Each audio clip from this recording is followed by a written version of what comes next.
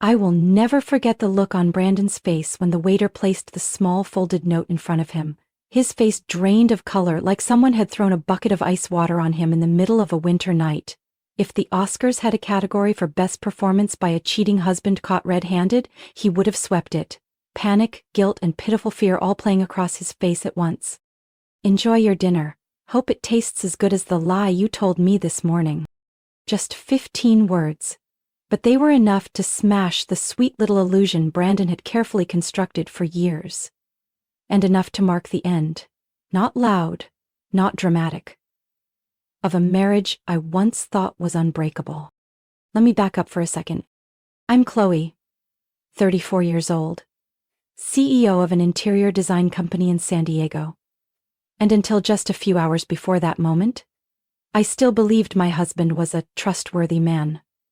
11 years of marriage, a cozy home in La Jolla, 2 rescue dogs named Milo and Peanut, and quiet evenings spent curled up after work. We were often called the perfect couple. I even took pride in that. Until that afternoon when I ran into Serena, an old friend from college, at the flower shop. "Chloe?" She touched my arm. "You haven't changed a bit, but are you okay?" I nodded, confused as she hesitated. Maybe I was mistaken. But this morning, I saw Brandon at Costa Lucia, booking a dinner reservation for 2. Probably nothing, just, he looked pretty close with a brunette in a short blue dress. I felt a chill race down my spine. "Are you sure it was Brandon?" Serena looked at me, sympathy filling her eyes. I was just a few steps away from their table. It was him. I didn't want to be the one to say it, but if it were me, I'd want to know. I thanked her and walked back to my car, too distracted to even realize how long I'd sat there, foot pressed on the brake. Part of me wanted to dismiss everything. Maybe it was a misunderstanding, a colleague, but deep down, I knew better. Brandon hated Italian food, yet he'd booked a table at Costa Lucia, one of the most romantic Italian restaurants by the ocean, known for its candlelight and 2-seat arrangements designed for whispered conversations. I called the restaurant using the sweetest tone I could muster, as if I were a loving wife planning a surprise. "Good afternoon, I'd like to confirm a reservation under Brandon King for tonight at 8 p.m. "Yes, ma'am. Table for 2, ocean view, with red wine as requested." I don't remember how I hung up the call. I remained in front of the mirror for a long time afterward, staring at the half-done makeup on my face, trying to glue back the shards of something shattered inside my chest. No tears. Just a solid layer of cold settling around me like armor. I chose a simple black dress, something Brandon had never seen me in, and did my makeup perfectly as if I were going to a gala, not a confrontation. I arrived at the restaurant at 7:45 p.m. and requested a table with a view of the dining area, but partially obscured by a decorative column. The waiter smiled politely and led me to a seat that felt all too familiar with scenes like this. 8:02 p.m. Brandon walked in. White dress shirt, navy blazer, and the smile I once believed was reserved only for me. Now it belonged to the woman beside him, younger, short dress, red lipstick, and eyes that flirted without shame. Brandon's hand rested lightly on her lower back, just like he used to do with me in our early days. I didn't recognize her, but they clearly knew each other well. I flagged the waiter. "See the man in the blue blazer at that table in the corner?" He followed my gaze and acknowledged with a subtle dip of his head. "I'd like to send him a note, just him. And, if possible, I'd like to watch his reaction." The waiter hesitated briefly, then dipped his head slightly, like someone who had done this before. I took out a small piece of paper from my purse, wrote the 15 words, folded it neatly, and slipped in a $20 bill. I sat up straight, hands resting on my wine glass, and waited. I raised my glass just in time to see the waiter make his approach, his steps calm, measured, like he was simply delivering dessert. Brandon was still smiling, his eyes sparkling as if nothing outside that table mattered. The waiter gently leaned down and placed the folded note beside Brandon's plate. "Someone sent this for you, sir." I didn't blink. I wanted to memorize every expression on the face of the man who once kissed my forehead every morning, held me close each night, and promised things that had clearly turned to ash. Brandon looked at the folded note, confused. His fingers slowly unfolded it. 1 second. 2. Then 3. His whole body stiffened like it had hit ice. The wine glass in his hand fell onto the salad plate, splashing red onto his blazer. The woman across from him widened her eyes, concerned. Brandon? What's wrong? But he didn't hear her. His body entered full panic mode. His hands trembled, his eyes darted around like prey caught in open field, and then they landed on me. We were nearly 60 feet apart, but in that instant I could hear my own heartbeat, steady, unshaken, and no longer beating for him. Brandon's eyes widened in disbelief, his mouth opened as if to speak, but nothing came out. I held his gaze, unflinching, no smile, no nod. I raised my glass again, a cold, deliberate toast. The other woman turned to follow his gaze. She didn't recognize me, of course. With men like Brandon, wives are the footnotes. Quiet, unseen, edited out of the story he tells to new lovers. I knew the script too well. I placed the glass down and stood. The chair made no sound. I walked past the rows of tables without looking back, without hesitation. Each step felt like closing a chapter written far too long. As soon as my hand touched the door, I heard a chair scrape loudly behind me. I didn't have to turn around to know it was Brandon. Chloe. My name rang out in the quiet space, drawing a few heads. I didn't stop. I wasn't about to give him a chance to turn this into a tearful scene. The glass door clicked shut behind me like a period that couldn't be undone. The night breeze from San Diego Bay brushed across my face, sharp and clean. A drop of moisture landed on my lips. I wasn't sure if it was a tear or mist, but I didn't wipe it away. I remained still, drew in a steady breath, and felt, perhaps for the first in a long time, that I was the one shaping this story. Brandon didn't come home that night. I sat alone in the living room, the dim light casting long shadows on the white walls. The house felt foreign, as if even the walls were questioning everything I had once believed. Close to 2 a.m., my phone lit up. A text popped up. Chloe, please let me explain. I'm sorry, this isn't what you think. I read it over and over, as if staring at a blurry replica of the man who used to be my husband. Not what I think? I thought he loved me. I thought he was honest. I thought he was the kind of man who wouldn't betray me, even if given the chance. I placed the phone on the table. I didn't respond. Instead, I opened my laptop. Not to search what to do when your husband cheats. I already knew what I needed to do. Around 3 a.m., the texts started pouring in. My phone buzzed nonstop. Every single message from Brandon. The same empty words on repeat, like if he said them enough times, the lie might become truth. Chloe, I'm begging you, don't shut me out. It was just a mistake. I don't want to lose you. You're the only one, I swear. I chose silence, not as part of a game, but because there was nothing left to say. But because I saw no reason to answer messages typed by hands that had already touched someone else. While my heart was still stuck at the morning he said he had an early meeting. Close to 6 a.m., I dozed off on the sofa, a thin blanket draped over my legs. I woke up to the sound of the front door opening, faint daylight slipping through the curtains. Brandon walked in, looking like he hadn't slept all night. His shirt was wrinkled, hair messy, eyes bloodshot. He visibly tensed when he saw me sitting, upright, calm, composed. Something about it made him shift uneasily. Chloe? His voice was hoarse. I know. I owe you an explanation. I looked at him. I didn't ask a single question. He had to be the one to drag the truth out into the light. Brandon sat down, keeping a cautious distance. What happened? With her? It wasn't something I planned, it just happened. I let out a short, sharp laugh, the kind that cuts like a blade. Just happened. Must taken 6 months for that accident to occur regularly every week, huh? He lowered his head, a long pause. Yes. 6 months. He exhaled, like releasing a weight he'd been carrying. 6 months, I repeated, my voice quiet but firm. While I was planning our 10-year anniversary, you were busy buying her perfume? Chloe, while I was booking our trip to Oregon, you were booking hotel rooms for a third person? I clenched my fists, trying to keep myself from breaking apart.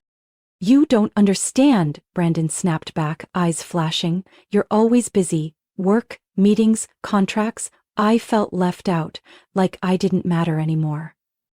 I pushed back my chair, my emotions snapped like a violin string stretched too tight. Don't you dare blame this on me. I stepped closer, pointing directly at him. Who stayed behind to keep the house in order while I built the business and still made it home for dinner? Who remembered your mom's birthday, planned Christmas for both families, while working until 10 every night? Brandon looked up, his face flushed. I'm not saying you didn't try, but I felt lost, Chloe. You changed. Cold. Distant. You weren't the girl who used to curl up and watch movies with me all night. I bit my lip, not because what he said was wrong, but because it was only half the truth. The half he twisted to justify something unforgivable. Yes, I changed. I became more independent, stronger. But change isn't betrayal. I didn't turn to someone else when you were stressed and jobless for a year. I didn't walk away when you nearly lost everything from a failed investment. I stayed. I chose to stand by you. My voice dropped. And you chose to betray me. Brandon didn't argue. He simply covered his face with his hands, and in that moment I didn't see the man who had once proposed to me in Central Park. I saw a stranger. One who couldn't even look at the consequences of his own decisions. The room fell into silence. Not the peaceful kind, the heavy kind. The kind that opens a void between two people who once called each other family. I turned and walked to the kitchen, poured myself a glass of water. Starting today, you sleep in the guest room, I said without turning around. We're done pretending like anything here is normal. From that day on, I didn't cry anymore. Not because the pain disappeared, but because I realized I didn't have time for weakness. When trust is shattered, all you have left is clarity, and I held on to it like armor. Brandon began avoiding my eyes. We lived under the same roof, but like strangers. He started waking up earlier, leaving the house before sunrise, coming back late. No more apologies. No more staged hugs that smelled like new cologne, just silence. The kind that lingers like smoke. That's when I started gathering evidence. Not because I needed more proof of the affair, but because a deeper, darker instinct had started whispering in my ear. Something wasn't just wrong. Something was off. I reopened our joint bank statements. Over the past 3 months, I found a string of suspicious charges. A hotel in Palm Springs. 2 luxury jewelry purchases from Cartier. And a plane ticket booked for 2. The other name listed? Madeline Foster. Not a friend, not a colleague I'd ever heard of. And certainly not just an accident. I found a receipt from a luxury boutique in Los Angeles, over $3,000 for an evening gown, designer clutch, and high heels. Paid with the supplementary card. The one I thought was only for business use. I took pictures of everything, carefully documented each line, sent them to a private email address I had just created, secured with 2-factor authentication, known only to me. Every night, Brandon slept soundly as if nothing had happened. Meanwhile, I quietly slipped into his home office, the same place he used for late-night online meetings with clients. His computer wasn't locked, and knowing his usual password, his late father's birth date, gave me easy access. And there I found the first piece that left me stunned. In a folder named Sapphire, I saw a detailed plan outlining Brandon's involvement in acquiring a fintech startup in Austin called Fenora Labs. What caught my attention wasn't his participation. It was the attached files. Internal documents detailing shareholder structure, operational strategy, and IPO timeline. Confidential materials that only Fenora executives should have access to. I stared at the sender's name. Madeline Foster. The same woman listed on the flight booking. Her email signature read, Chief Strategy Officer, Fenora Labs. I swallowed hard.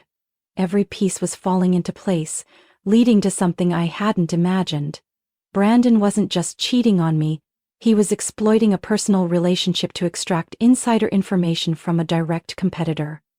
An act that could constitute securities fraud and a serious breach of financial ethics.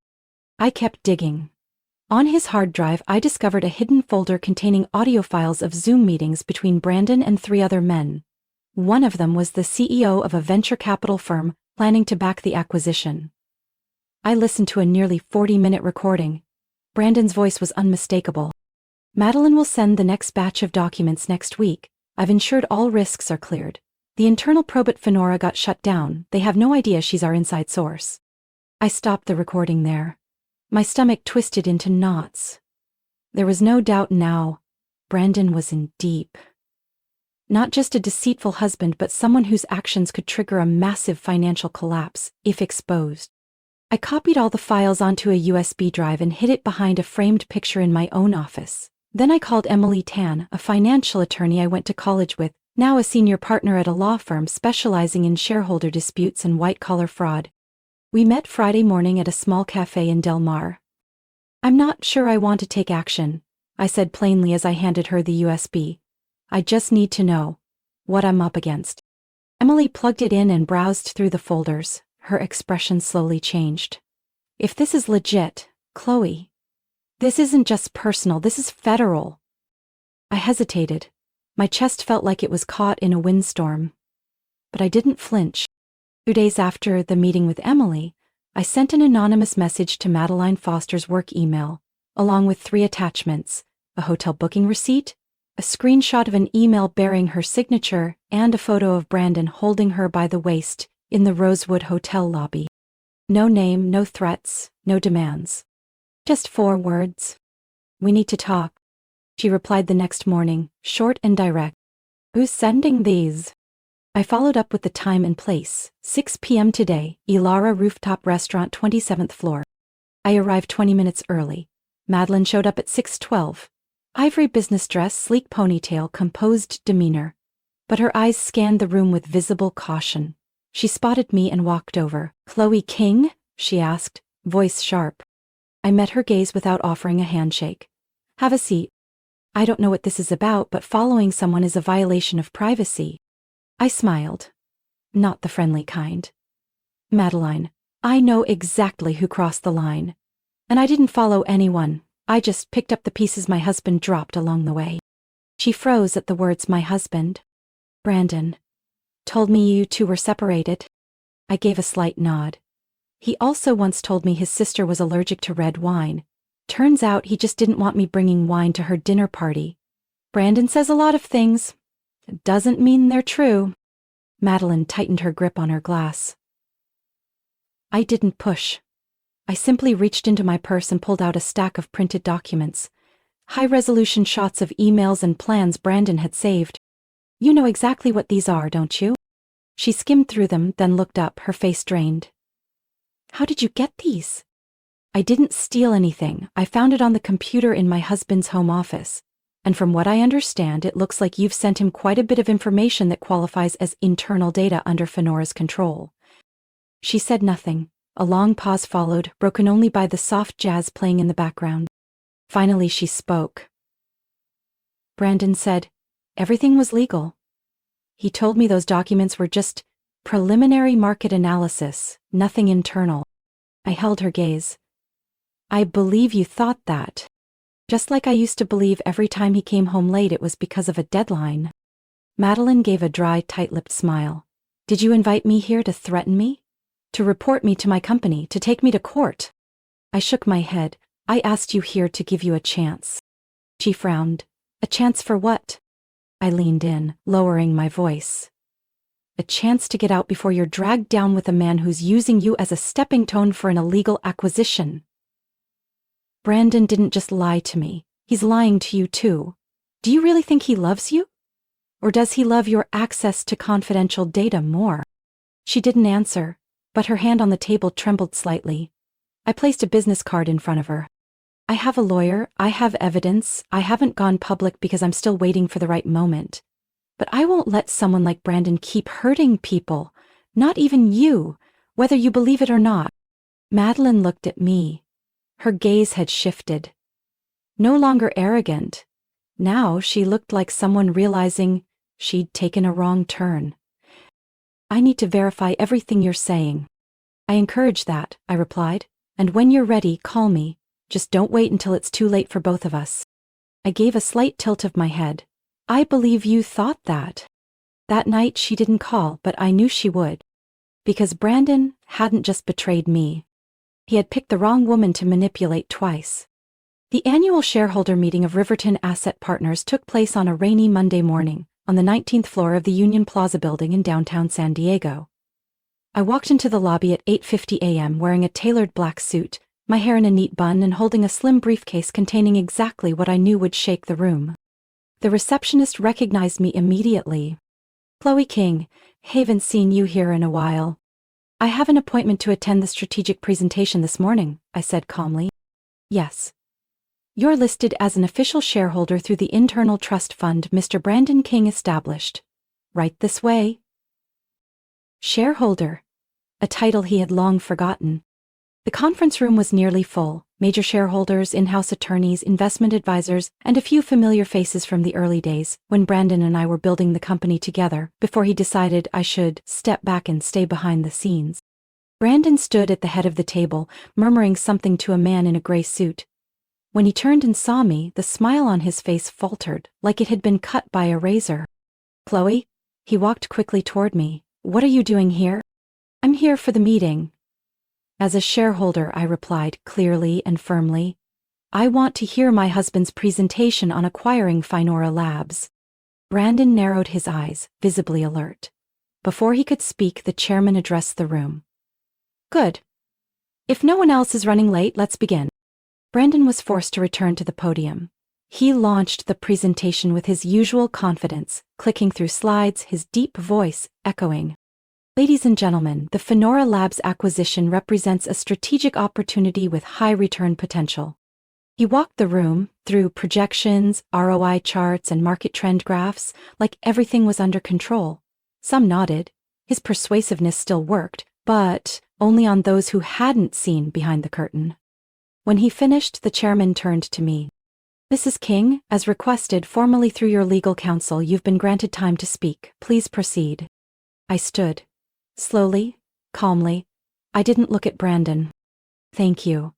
As co-founder of the King Family Trust and an internal shareholder of Riverton, I have a duty to present certain information that could impact the merger decision we're about to discuss." I plugged in my laptop to the central screen, every eye turned to me. Brandon shook his head slightly, his lips pressed tight. But it was too late. The first slide appeared, an internal email from Madeline Foster. Subject line, "Confidential internal documents, for Brandon King only." The conference room fell silent. Absolutely silent. This document, along with several others I'm about to present, proves that Mr. Brandon King exploited a personal relationship to gain unauthorized access to Finora Labs' internal data for his own benefit, while concealing that activity from the entire board of directors. I clicked to the next slide. Screenshots of recorded conversations, expense reports paid through a representative fund, and suspicious transaction histories linked to a Riverton-dependent credit card. Brandon shot up from his seat. "You're making this up. This is personal revenge because our marriage ended." "Oh? And this is personal too?" I replied, clicking again. To reveal hotel surveillance photos of Brandon meeting Madeline during a supposed solo work trip for Riverton. Or this? I tapped forward, a transcript of his messages with Madeline, requesting more seed round financials. The board chair cut in. "That's enough. This is a serious breach. All merger proceedings are suspended immediately." Another investment director spoke up. "I move to suspend Brandon King from all executive activities pending an independent internal investigation." Agreed. Seconded. In favor. Brandon glared at me. "You have no idea what you've just done, Chloe. You're going to regret this." I packed up my laptop, not even glancing back. "You're the one who doesn't realize what you've lost." I walked out to a flurry of whispers behind me. The door clicked shut, soft, clean, but final, like a verdict. Brandon had built a kingdom on lies. I simply turned on the lights and let everyone see. I filed for divorce on Wednesday morning, exactly 3 days after the board meeting. No warning, just left a copy of the papers in the kitchen, where I had made our final dinner together before everything fell apart. He stayed silent. Days crept past in the kind of quiet that says more than any apology could. Then, on a Monday evening while I was packing for my move to a new apartment, my phone rang. His name lit up on the screen. I hesitated for a few seconds, then answered. Chloe. His voice was hoarse. Can you hold off a bit? I'm losing everything. You don't need to make this public. I didn't answer right away. Then I said calmly and clearly. I'm not the one who made it public, I just brought the truth into the light. I'm not waiting anymore, Brandon, enough is enough. That weekend, Madeline submitted the full collaboration record to the SEC. I knew because she sent me a short message. I chose truth. Thank you for waking me up in time. 2 days later, my lawyer got a call from the Federal Investigation Office. They requested a copy of the USB and all documents I had collected. Soon after, a search warrant was issued for Brandon's private office. The press started catching wind as internal leaks from Riverton spread. Headlines followed. Finance CEO faces insider trading allegations. Benora takeover halted over personal misconduct claims. Brandon King from innovation icon to federal probe subject. I declined all interview requests. The evidence spoke for itself. Brandon was temporarily removed as CEO after an emergency board session. A senior executive stepped in as interim. Investors demanded a full investigation, and the Securities and Exchange Commission formally opened a case reviewing Brandon's financial activities from the past 3 years. I moved out of the La Jolla house by week 2 after filing for divorce. No emotional packing, I took only what was mine. No more, no less. Half the assets, clearly valuated. Brandon didn't challenge it. He knew that any pushback now would only damage his already fractured public image. On the day we signed the divorce papers, I wore a gray knit coat my mother had once made for me. Brandon sat across the table.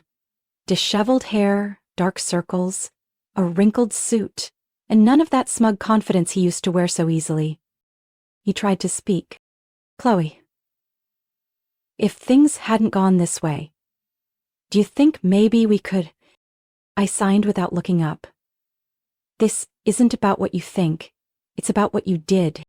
The decree was stamped at 11:36 a.m. That night, I stood by the window of my new apartment, gazing out toward the dark ocean. The city still sparkled like always, but it felt like I had stepped into a new world. One without broken promises or sleepless doubt. My phone buzzed. A message from Emily, my attorney. SEC just issued a formal investigation order. If enough evidence holds, Brandon could face criminal charges. I exhaled deeply, like someone who had finally escaped a smoke-filled basement and could breathe again. I don't know how many chances Brandon still has to save himself. But I know this much. I saved myself. And I didn't need anyone beside me to do it. My marriage ended. But my life was just beginning. 6 months after the divorce, I moved into a small apartment on the 17th floor overlooking San Diego Bay. Every morning I brew coffee, open the balcony doors, and let the sea breeze roll in. No more rushed breakfasts, no more client calls echoing through the living room. Just seagulls, soft waves against the pier, and the quiet return of my own heartbeat. I didn't go back to the old firm. Instead, I began offering independent consultations to small businesses on financial ethics and internal controls. It wasn't glamorous, it wasn't high profile, but it aligned with the values I almost lost in my former marriage: transparency, integrity, and knowing when to walk away. Next week, I'm speaking at my old university on redefining ethics in modern finance. I hesitated at first, but then I realized I've come far enough from the shadows to stand tall without needing anyone to hold me up. The afternoon before the event, I stood on the balcony, warm tea in hand, salt air on my skin. My phone buzzed. A message from an unknown number. Chloe, I just accepted a new job in Chicago. Thanks for helping me see myself clearly. I smiled softly. From my drawer, I took out a small box. Inside were the first business cards I had printed.